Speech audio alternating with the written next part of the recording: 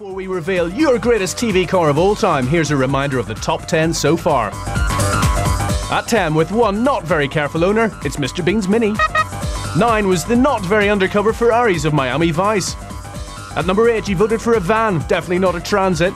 At another Ferrari at 7, and the only car with facial hair to go with it. At 6, nothing hairy at all about Emma Peel's Lotus. Holy number-fixing Batman, we only made it to 5. Only fools, horses and 3 wheels, but still it's number 4. Starsky and Hutch's Striped Tomato at number 3. And the car that's more brainy than David Hasselhoff, a tough call, I know, it's KITT at number 2. Which brings us to the summit of the vast mountain that is TV's greatest cars. And it's time to reveal the number 1, the big one. Frankly, it's a miracle that any of these cars still exist, because the producers reckon they trashed somewhere in the region of 312 cars during the making of 145 episodes. In fact, there was only one episode where the car didn't feature, which would lead you to think that if ever there was a television series where the car was undoubtedly the star, it was the Dukes of Hazzard. Ladies and gentlemen, television's greatest car of all time, the General Lee. Just a good old boy, never meaning no harm. It is actually a beautiful car. If you stand close to a Charger and you look down the flanks, bearing in mind it's American, it's a subtle design. The changes of direction are beautiful. For a car anorak, it's just perfect, because you've got a stonking car and it's being used properly, because there's always a mega car chase, isn't there? It had the best action ever filmed for television. It had great slapstick comedy. It had fabulously talented actors. Roscoe Bacon! I'm not kidding. It's timeless in so many ways, because it is a quintessential good versus evil, family values. Lord only knows we sure need that in this old world right now. What's coming out of Hollywood and some other places with the naughty words and the body parts and everything. You had a grandfather figure, you had a very handsome blonde gentleman, you had a very handsome brunette gentleman, and then you had Daisy Duke with a pair of shorts that stop anybody's heart, and then you had Boss Hogg and Roscoe P. Coltrane. And how could we forget, what's his name? What are we doing? Cletus is always one of these guys that talk real high like this, and you'd be sitting around talking to Cletus, and the next thing you know, he'd just find himself falling somehow. I don't care what anybody says. You wanted to live at the Dukes of Hazzard set. You wanted to have a place right next to the sheriff's office and eat some donuts and chicken with them, right? Do you know what I mean? And then jump in that car. One of the major accessories on the General Lee was its horn, which suddenly appeared in like Halfords and motorist discount centres all up and down the country. People had that and would set it off at night as they went past your front door, and you thought, well, hey, there goes a Dodge Charger. It wasn't. It was an Escort Mark II.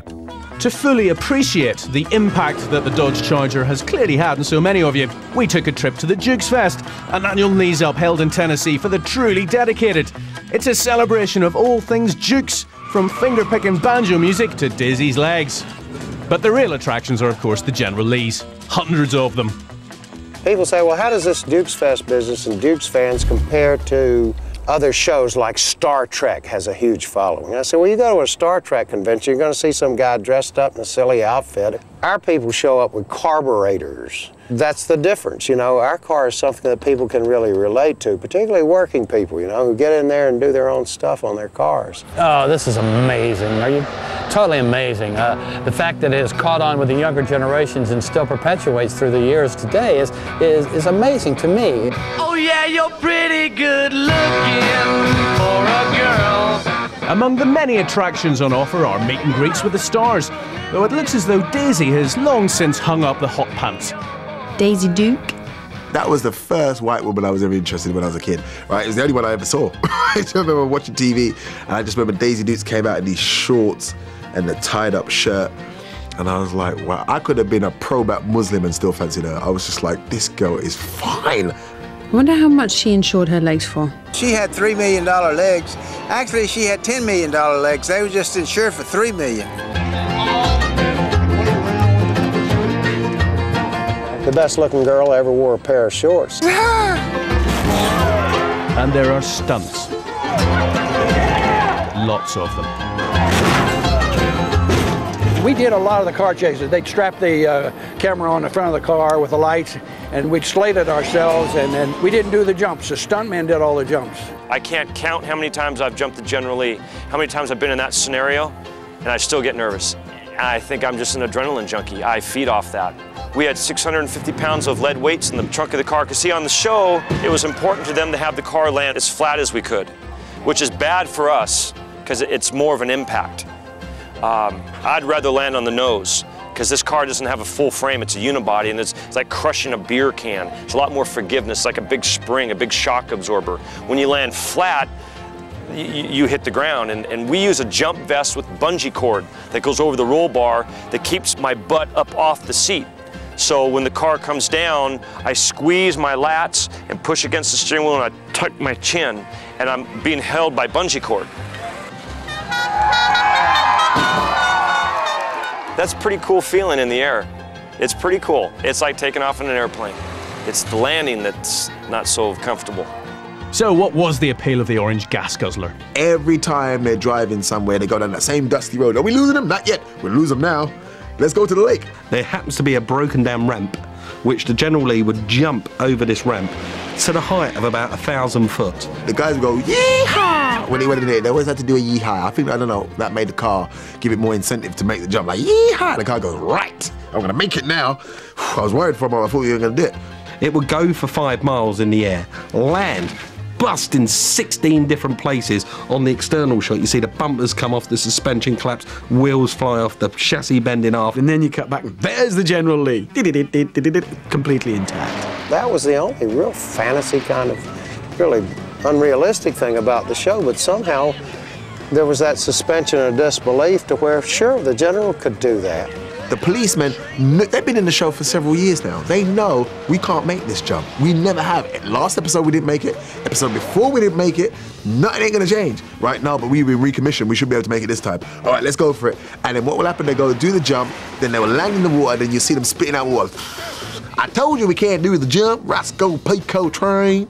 How many cars did they go through to make that series? Apparently, when they were making the show, they destroyed 2 cars in every programme. And because it went on for like 6 years, they basically destroyed hundreds of 1969 Dodge Chargers and the odd 1970 and the odd 68. So basically those cars are quite rare now. I've bought one. I've actually bought a 1969 Dodge Charger, which is the same one that was in the Dukes of Hazzard, okay? But I didn't buy it for that. I wanted a Dodge Charger, and that's the best one that came along. And if the nation goes for that, the nation has got it right and has far more taste and discernment than ever I would have credited any of us with. I'd be really touched by that. So there you have it. Your top TV car of all time, the General Lee. But what's it like to drive? 2-ton car, 7.25 litre engine, 400 brake horsepower quite easily, 500 brake horsepower easily. And brakes I mean, I'm sitting on a chair now that has better brakes than that car. The General Lee is a magic car.